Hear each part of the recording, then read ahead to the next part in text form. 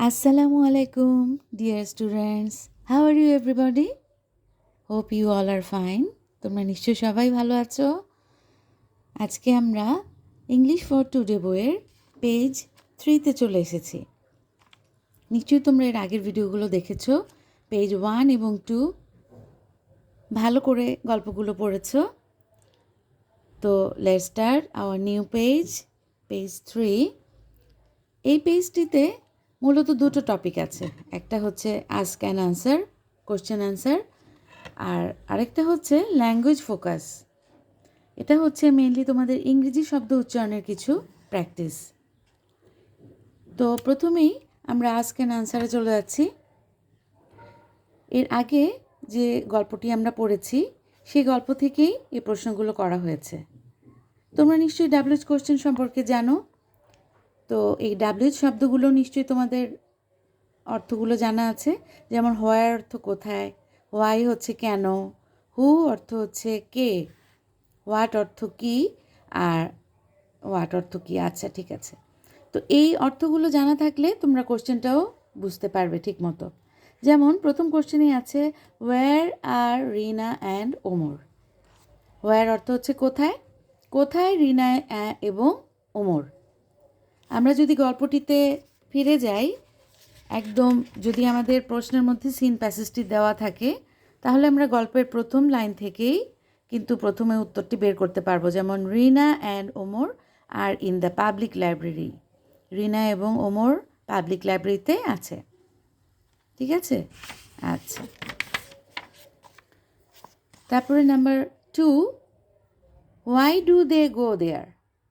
Why অর্থ হচ্ছে কেন, তাহলে কেন তারা সেখানে যায়। হোয়াই ডু দে গো দেয়ার, কেন তারা সেখানে যায় বা পাবলিক লাইব্রেরিতে যায়।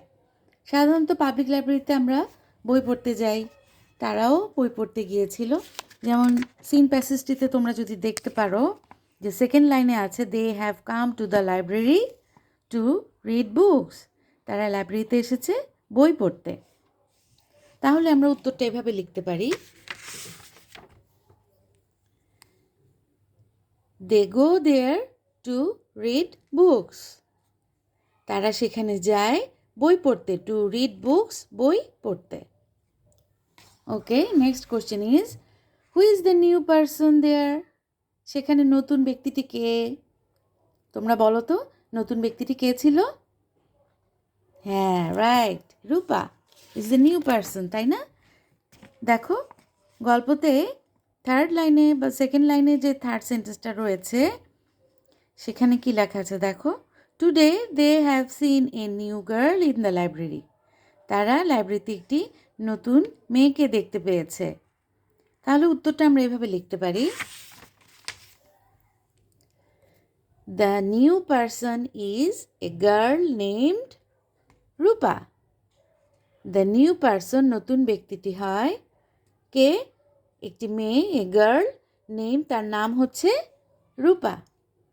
ওকে, next question is what kinds of books Rina and Omar like. What kind of books, কী ধরনের বই রিনা এবং ওমর পছন্দ করে। নিশ্চয়ই তোমাদের মনে আছে রিনা কী ধরনের বই পছন্দ করে এবং ওমর কী ধরনের বই পছন্দ করে।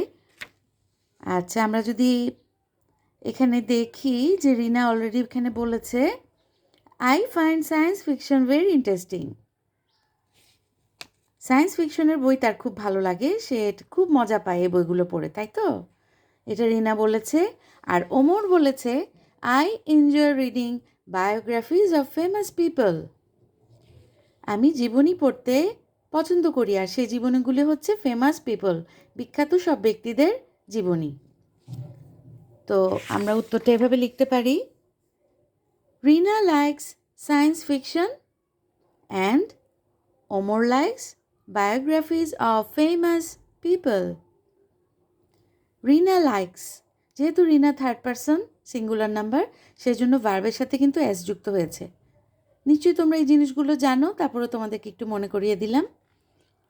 তাহলে রিনা পছন্দ করে সায়েন্স ফিকশন, বিজ্ঞানের গল্প, এবং ওমর পছন্দ করে জীবনী গ্রন্থ, বিখ্যাত ব্যক্তিদের। Okay, and the last question is, what is Rupa's choice about reading books? রূপার চয়েসটা কী ছিল বই পড়ার ক্ষেত্রে? রূপার চয়েস বা রূপার পছন্দ কী ছিল আমরা একটু দেখে নিই। ইয়েস, রূপার প্রথম লাইনেই আছে এটা। রূপা বলেছে, I love to read story books. আমি পছন্দ করি গল্পের বই পড়তে। তাহলে রূপার উত্তরটা এভাবে লিখতে পারি, Rupa's choice is to read story books. রূপার পছন্দ হচ্ছে গল্পের বই পড়া। ওকে, তোমরা আবার একটু দেখে নাও উত্তরগুলো। ওকে, তাহলে আমাদের নেক্সট টপিক হচ্ছে ল্যাঙ্গুয়েজ ফোকাস, স্ট্রেসড সিলেবল। যেহেতু প্রত্যেকটা শব্দকে আমরা বিভিন্ন সিলেবেলে ভাগ করতে পারি, তো এখানেও শব্দগুলোকে ভাগ করে কোন অংশটিতে জোর দিতে হবে, স্ট্রেস দিতে হবে, সেটা তোমাদেরকে দেখানো হয়েছে বোল্ড অক্ষরের মাধ্যমে। তার মানে যে অক্ষরগুলো বা শব্দের যে অংশগুলো বোল্ড আকারে লেখা হয়েছে সেগুলোতে আমরা একটু স্ট্রেস দিয়ে পড়ব। যেমন এনজয়, ওয়ান্ডারফুল, বায়োগ্রাফিজ। তোমরা কি বুঝতে পেরেছ যে বোল্ড অংশগুলো বোল্ড লেটারে লেখা আছে, সেই অংশগুলো কিন্তু আমি একটু স্ট্রেস দিয়ে পড়েছি। ঠিক সেরকম তোমরাও চেষ্টা করো। Fiction, hopefully, neighbourhood, famous, tomorrow. নিচে আরও কয়েকটি শব্দ সিলেবেলে ভাগ করে স্ট্রেস দেওয়ার ক্ষেত্রে বলা হয়েছে, এবং স্ট্রেস দেওয়া অংশগুলো যখন তোমরা পড়বে সেক্ষেত্রে তোমরা হ্যান্ডস একসাথে করে ক্ল্যাপ দিতে হবে। খুব মজার না বিষয়টা? তোমরা এটা একটু নিজেরা প্র্যাকটিস করো তো দেখি। ওকে, আজ এই পর্যন্ত। ভালো থাকো সকলে। খুদা হাফেজ।